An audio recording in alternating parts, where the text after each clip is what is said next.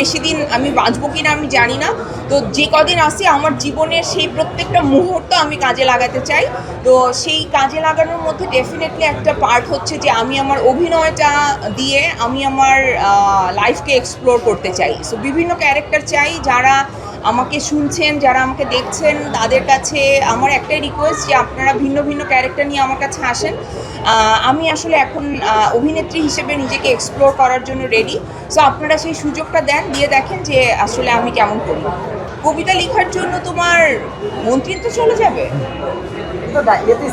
হ্যাঁ, ট্রেলারেই ছিল। হ্যাঁ, বেশি কিছু চাই। আর আর বেশি কিছু বলবো না, কারণ সব কিছু আমাদের হলে এসে দেখতে হবে। কারণ আমার ক্যারেক্টারকে দিয়ে আমাদের রাইটার এখানে আছে স্বাধীন এবং সামিউল, দুইজনই। সামিউল আজকে নাই।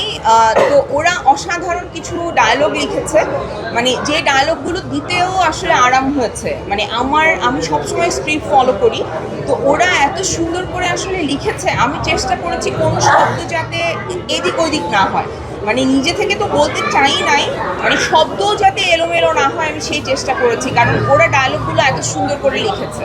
সো আপনারা হলে আসেন, মানে আপনারা হাসবেন, কান্না করবেন, আবেগে আপ্লুত হবেন, আবার একটা স্যাটিসফ্যাকশন আসবে, অনেক কিছু রিয়েলাইজেশনও আসবে আমার কাছে মনে হয়। সো আপনারা সিনেমাটা দেখেন, আপনাদের ভালো লাগবে।